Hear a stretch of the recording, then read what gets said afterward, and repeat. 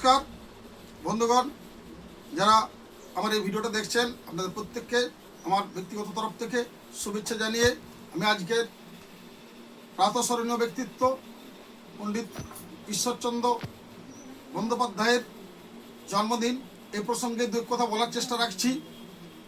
আমরা গতকাল 25শে সেপ্টেম্বর আরেক পণ্ডিত দীনদয়াল উপাধ্যায়ের জন্মদিবস সারা দেশ জুড়ে যেমন পালন করেছি, আজ 26শে সেপ্টেম্বর পণ্ডিত ঈশ্বরচন্দ্র বন্দ্যোপাধ্যায়ের জন্মদিনও আমরা সেইভাবে পালন করছি সারা রাজ্য তথা দেশ জুড়ে। এই দুজন মহাপুরুষের নামের পূর্বে পণ্ডিত ব্যবহার করার যে কারণ সেটা আমরা কম বেশি জানি। দীনদয়াল উপাধ্যায়ের ক্ষেত্রে জানি যে তিনি তৎকালীন ব্রিটিশদের সময়ে আইএস পরীক্ষা বসতে গিয়েছিলেন। আইএস পরীক্ষা মূলত ইংরেজরা দিত, তা সত্ত্বেও কিছু ভারতীয় যারা দিতেন তারাও সেই ইংরেজদের স্টাইলে পোশাক পরিচ্ছদ পরে পরীক্ষা দিতেন। দীনদয়াল উপাধ্যায় প্রথম ব্যক্তি যিনি ধুতি পাঞ্জাবি পরে এই পরীক্ষা বসেছিলেন। তাকে পরীক্ষা বসায় ইংরেজরা বাধা দিয়েছিল, কিন্তু তার চাপের কাছে তারা পরাজিত হয়। তিনি ধুতি পরীক্ষায় বসে প্রথম পরীক্ষা দিয়েছিলেন, এই জন্য তাকে আমরা এই পণ্ডিত কথাটা ব্যবহার করি।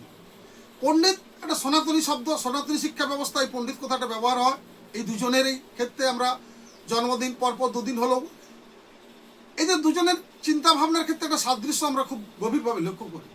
পণ্ডিত দীনদয়াল উপাধ্যায় ছিলেন স্বদেশি পণ্যের ব্যবহার এবং বিদেশি পণ্যের ক্ষেত্রে সীমিত ব্যবহার, অর্থাৎ যে পণ্যটা আমাদের দেশে হয়নি গুরুত্বপূর্ণ পণ্যের ক্ষেত্রে তিনি ব্যবহারের ক্ষেত্রে তার কোনো বাধ্যবাধকতা বাধা ছিল না। কিন্তু মূলত তিনি স্বদেশি পণ্যের উপর গুরুত্ব দিয়েছিলেন, তার অর্থনীতি চিন্তা ভাবনা এটার উপর ছিল। আর আমরা এদিকে পণ্ডিত ঈশ্বরচন্দ্র বন্দ্যোপাধ্যায়, তাকে দেখি সংস্কৃত এবং বিজ্ঞান এবং ইংরেজি এই শিক্ষার একটা সংমিশ্রণ তিনি ঘটিয়েছিলেন। তিনি বিদেশি শিক্ষা ইংরেজি ঠিক শিক্ষার তার কোনো আপত্তি ছিল না, তিনি ইংরেজি শিক্ষার প্রসারে যথেষ্ট আমাদের বাংলায় প্রচেষ্টা করেছিলেন। আধুনিক বিজ্ঞান শিক্ষারও তার সে সমান গুরুত্ব। আর অপরদিকে সংস্কৃত সাহিত্যে তার অগাধ পাণ্ডিত্য, অগাধ জ্ঞান, সংস্কৃতকে নিয়ে প্রচুর লেখালেখি করেছেন। এই মানুষগুলো যারা আমাদের সনাতনী সংস্কৃতির, আমাদের ভারতের ভালো দিকগুলো নেন, শুধুমাত্র চোখ বন্ধ করে পশ্চিমীর অন্ধ অনুসরণ এই দু মহাপুরুষ করেননি। তাই এই প্রাতঃস্মরণীয় ঈশ্বরচন্দ্র বন্দ্যোপাধ্যায় আজ জন্মদিন, আজ আমাদের বাঙালিদের কাছে ভাবার দিন যে আমরা চোখ মুজে অন্ধ করে কোনো কিছু গ্রহণ করব না। আমাদের স্বদেশীদের অনেক চিন্তা ভাবনা আছে। আমরা জানি যে 1200 সালের পূর্বে অর্থাৎ ইসলাম আসার পূর্বে আমাদের সনাতনী ভারতীয়দের বিভিন্ন ক্ষেত্রে পাণ্ডিত্য ব্যক্তিপূর্ণ ছিলেন। তারা সাহিত্যে, অর্থনীতিতে, বিজ্ঞান, প্রযুক্তিতে, এমনকি গণিত, জ্যোতির্বিদ্যা সমস্ত ক্ষেত্রে দিকপাল ব্যক্তি এখানে ছিলেন। পণ্ডিত ঈশ্বরচন্দ্র বন্দ্যোপাধ্যায় এবং দীনদয়াল উপাধ্যায় এই দুই ব্যক্তি, তারা আমাদের অতীত ভারতের ভালো দিকগুলো নিয়েছেন, আবার বিদেশিদের ক্ষেত্রেও তার ভালো দিকটা নেওয়ার তাদের আপত্তি ছিল না। তাই তারা মহাপুরুষ হিসাবে প্রাতঃস্মরণীয় হয়ে আছেন।